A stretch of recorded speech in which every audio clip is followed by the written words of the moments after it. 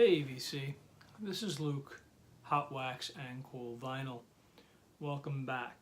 Unless this is the first time you're seeing my channel, then welcome. Today's video is on some recent record buys that I made. All with the exception of one were records that I purchased in the wild, as it were. I prefer to find and buy my records in the wild.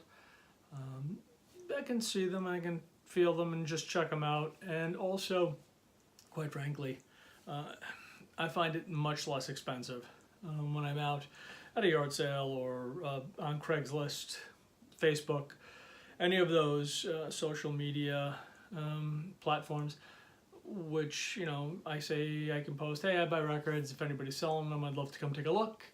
And you'd be surprised at how many people just respond in kind, saying, hey, you know what, I got my grandfather's records and I have my mother's records, etc.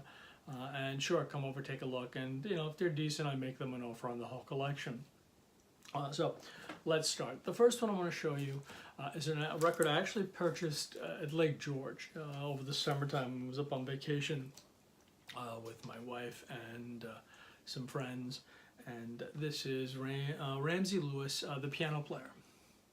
Now, I had not heard of Ramsey Lewis. It's on Cadet Records, and the record is, I would say, it's very good. It does have a little bit of scuffing and some superficial blemishing, but it plays very good. It was a blind buy, as I mentioned, because I really don't know much about Ramsey Lewis, but a blind buy, relatively speaking, because I think it cost $1. So, I mean, you know, a record for less than a cup of coffee at 7-Eleven, you really can't go wrong. This was something I picked up last week at my local Salvation Army. It's a soundtrack, Don't Make Waves, Make Love, starring Tony Curtis and Claudia Cardinale. Don't Make Waves, it was McGuinn and Hillman wrote it, and it was performed by the Byrds. That was what actually caught my eye. But as far as, you know, soundtracks go, picture any 60s romantic comedy that doesn't involve Frankie Avalon and F. Funicello, and it's pretty much what you get in this soundtrack, you know. Nice harmonies and really soothing, relaxing music to just accompany that romantic comedy, as it were. This next one is the one that I did not buy in the wild, and I'm going to once again give some thanks out to Bradley from the channel William Now. Now, Bradley, for those of you who may not be familiar with this channel, is a jazz aficionado, and he really does some very nice videos featuring jazz artists. Usually he'll like 2 albums, and he'll just kind of like break them down. And recently he was showing the Art Pepper Quintet, and he featured them, and it piqued my interest because I do like the California jazz or the West Coast jazz sound, and this is what Art Pepper was known for, and the sound that him and Chet Baker did a lot together. And he featured this album, so I went up and I found it on eBay. And if you're interested, it's a 180 gram reissue. Sounds really strong, really plays well and sounds good. And you can get it on eBay still for, I think it's $16.99, and that's including shipping. And there's one guy who has it on sale for like $14.99 with free shipping if he has any left. So for that kind of price, it's really worth grabbing if you like jazz. And again, check Bradley's channel out if you are like myself, you know, kind of new to jazz or jazz artists and things of that nature. He really has a wealth of knowledge, and it's great, and he breaks it down, and he gives you a breakdown not just of the artist but of the songs and who produced the records, and you know, etc. It's well worth listening to and watching. Next one is something I picked up for my wife. My wife is a huge fan of The Wizard of Oz. The Wizard of Oz and not the Sound of Music, I'm sorry, The Wizard of Oz and Gone with the Wind, her 2 favorite movies. So I was I forget where I was. I was at a flea market or a yard sale, and I found an original soundtrack. By original soundtrack, I mean a reproduction from 1968 on MGM Records.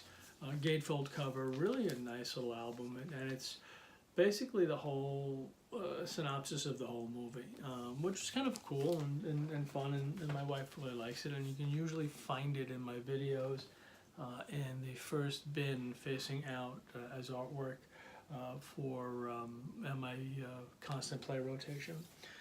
This next one is some of the Beatles, a couple of different Beatle albums that I picked up over the summertime. I had purchased the Beatles collection, mostly because there was about 30 to 40 albums, maybe not quite so many,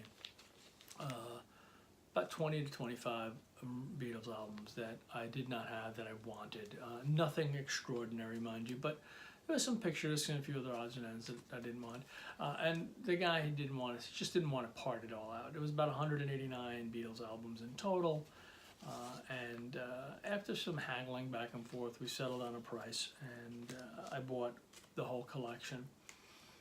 And the idea was I would take the albums that I wanted and sell the rest, which is I've been doing. This is one of those albums, and this is a nice 1964 mono copy on Capitol Rainbow label of Meet the Beatles. It's a nice copy, it's a clean copy. And I have a copy that's not quite as good as this, and I was going to sell this to try to recoup some of the money I made that I had spent on these Beatles albums, and it kind of hit me. You know, I buy these records because I like records and I like music, and that's what I collect. So when I get a better copy of something, even if it's just a little bit better than mine, why on earth would I want to sell it? I mean, that's the whole premise of this. That's why I bought them. And you know, yeah, I'll sell off the balance of the 120 or so albums, and you know, with a little bit of patience, which is difficult for me, but with a little bit of patience, I'll not only, I should make back the money I spent and maybe make a couple of bucks. But the important thing is that if I make back what I spent, all the 30 albums, now 40 albums, that I want to keep are free. So next up is a Beatles White Album. This is a 68 Scranton press. Not a first pressing, but it's a decent Scranton press, and it has all the posters and it has everything else. And I want it because it's a numbered copy, but it's a low numbered. It's not a numbered copy that I have. And I don't believe I had another Scranton press. And as you can see, you know, it has the photos, and the photos are light cardstock, not the heavy cardstock. So that one is staying with me. I have 3 or 4 copies of the White Album, but as we all know, there's so many variations of that record that, you know, it's like back to the same premise of the Meet the Beatles. I buy records because I want to collect records. I'm not in the business of selling albums. So in any case, that's why I bought that. This also, another Meet the Beatles. This one I really like. This is a 1968 stereo copy, Capitol Rainbow label, still in the shrink. The cover is really just spot perfect. And the album itself is also very, very strong. You know, very good plus. Maybe near it minus. I've played it several times and it just sounds fantastic. And even though it's a later press of a Meet the Beatles, and I have an 86 copy of Meet the Beatles reissue on Capitol's purple label, you know what? This is my options are sell it for 20 bucks on eBay or put it in my collection. And so it really isn't it's a no-brainer. Going to my collection. Same premise with Rubber Soul. This is the 86 reissue, also on Capitol Rainbow label. Again, just a solid copy, a great play copy, excellent, near mint condition, and Yes, I have a few copies of Rubber Soul. Like, I think I have like 4 copies of Rubber Soul now, that being the 4th. But it's just such a good copy. It plays so well, and the cover is just so vibrant and just really nice that I'm going to keep it. On to another of the White albums. Now this is a 68 Scranton first pressing. It has errors in the song title. It doesn't have all 7 errors, so it's not the $170, $180 copy, but it has enough of the errors. I think it has 5 errors all totaled, where it makes it a desirable enough copy. And also has the poster, has the lyric sheet, has the photos. The photos are in heavy card stock. Number on this one is 1499505, so it's a relatively low numbered Beatles White album. So also going to stay in my collection. Magical Mystery Tour. This is an Aussie pressing, and there was no demarcation on this particular album to designate it as anything terribly abnormal. But when I did the Matrix run out on Discogs, and I did it on both sides, and I did it like 3 times to make sure, it all came back as an Aussie pressing. I don't have any Aussie pressings on the Beatles stuff. I have a few AC/DC Aussie presses, but nothing on the Beatles. So again, I can sell it for $30 on eBay, or I can put it in my collection. At the end of the day, it's going to go in my collection. That's just the way it is. This I picked up yesterday, and I'm not a huge James Brown fan, but this one is really cool. This is Show Is Funky Down Here. It's James Brown Band, and it's an instrumental. He produced it, Dave Matthews, and he did the arrangements on this album. The album is really in excellent condition. Still in the shrink. Has breathe holes in the shrink, so it's not going to compress the album. So I'll be able to leave it in the shrink to give it a little bit further protection. And the album was just a little spotty, it just needed a cleaning. Once cleaned, it was actually on my turntable. I was listening to it moments ago. It really plays very, very well. On to the Grateful Dead upgrade copy for me. This is the Vintage Dead in shrink.